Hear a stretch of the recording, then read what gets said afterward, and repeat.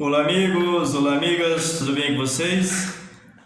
Apesar da pandemia, do caos que se instalou no nosso país, na saúde, no dia de hoje, 23 de março de 2021, o que monopolizou as atenções, principalmente no meio político, foi a votação no Supremo da suspeição do Sérgio Moro na Lava Jato, notadamente no processo envolvendo o ex-presidente Lula.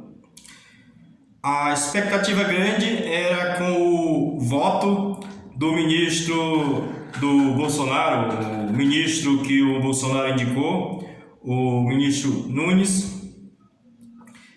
Qual seria a posição dele, se seria favorável ou não ao Moro, e como se viu, foi favorável ao Moro, contrário ao ex-presidente Lula.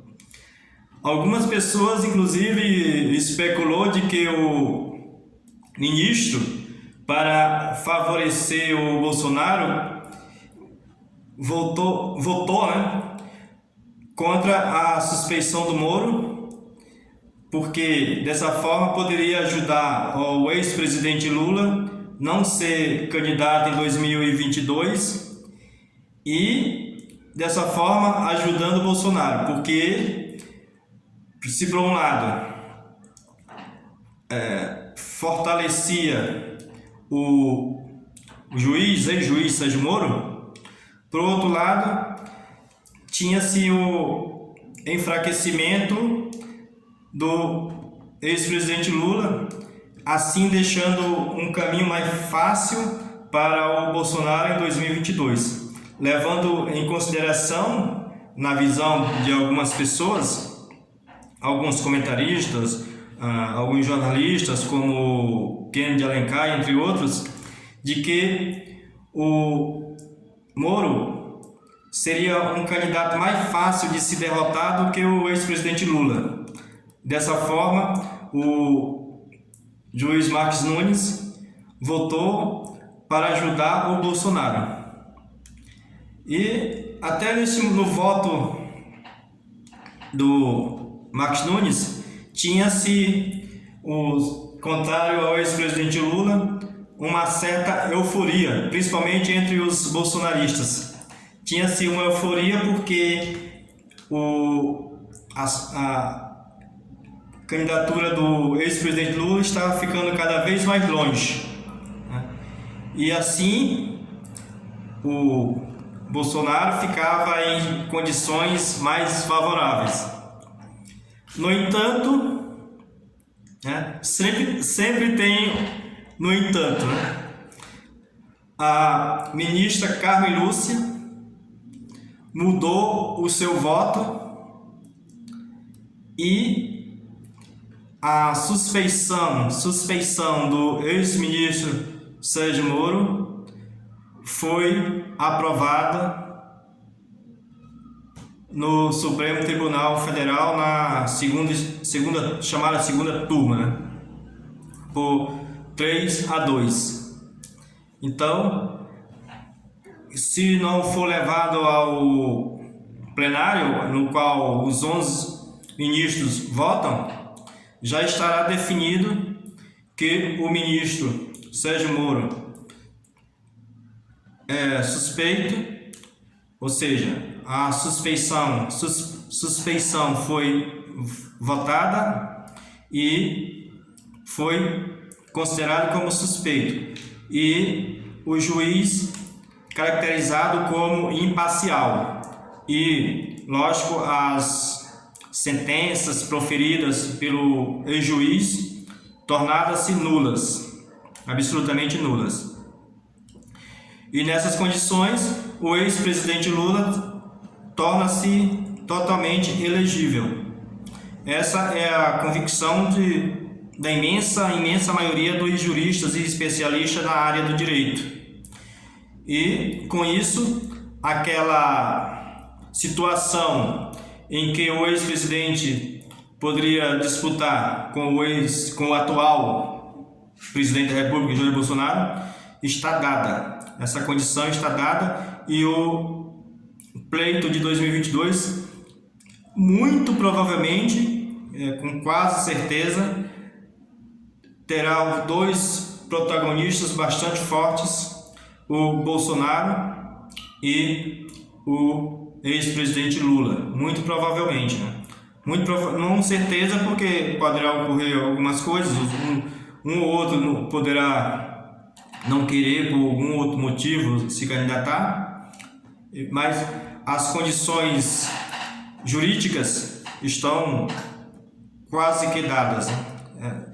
Salvo a possibilidade de ir ao Supremo e essa situação ser revertida, que é muito pouco provável, na visão de alguns especialistas que têm opinado a respeito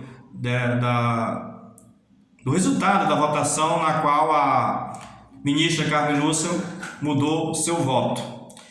Vamos ver o que vai ocorrer nos próximos dias, nas próximas semanas, né?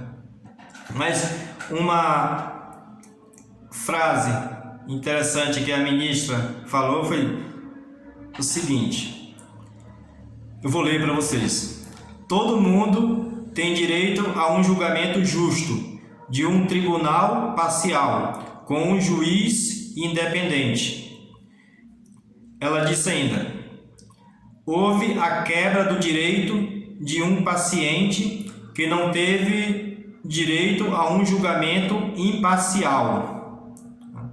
Essa a frase interessante da ministra Carmen Lúcia, que sintetiza o seu voto, né, pelo motivo por qual ela mudou aquela que havia proferido há umas semanas, né? Como eu havia falado antes da mudança de voto da Carmen Lúcia, né, o ministro Cássio Nunes Marques, que indicado pelo Bolsonaro, votou contrário ao ex-presidente Lula e, consequentemente, favorável ao ex-ministro Sérgio Moro. Ele disse o seguinte: não basta que o juiz seja simpatizante de certas ideias para ser considerado suspeito. Ele disse, em outras palavras, que não bastava o Moro ser simpatizante das ideias que levaram à vitória do Bolsonaro, né? Ou seja, contrário ao petistas, e numa militância quase que declarada contra os preceitos petistas, né? Então, o juiz, o Marques Nunes, falou exatamente isso, que não bastava ele militar contra o ideário petista, mas tinha, para ser considerado, na verdade, para ser considerado como suspeito. Soa um pouco estranho, né? Essa convicção, essa assertiva do ministro Marques Nunes, mas é um voto dado de um ministro, então é computado, e ele votou contra o ex-presidente Lula e favorável ao, digamos, ao Bolsonaro e quase que paradoxalmente favorável ao Bolsonaro e ao Sérgio Moro, nas atuais circunstâncias em que um transformou-se em inimigo do outro. Parece meio estranho, mas o Marques, o candidato, o ministro indicado pelo Bolsonaro, votou nessa situação, favorável aos dois. Conseguiu essa proeza na atual circunstâncias, né? Mas é isso, meus amigos. Vamos ver o que vai ocorrer. Se for provavelmente para o plenário, é muito provável que se mantenha, né?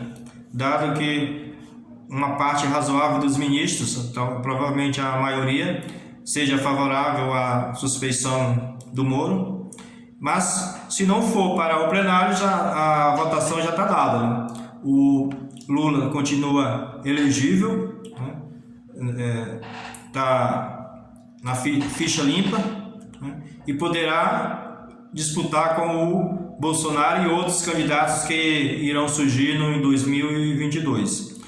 A Carmen Lúcia mudou seu voto para ser contrário ao Sérgio Moro e agora, com a vitória de 3-2, o Sérgio Moro foi imparcial nos processos contra o ex-presidente Lula. Então, meus amigos e minhas amigas, diga o que você acha, deixe o seu comentário e não se esqueça de se inscrever no canal. Um abraço e até mais!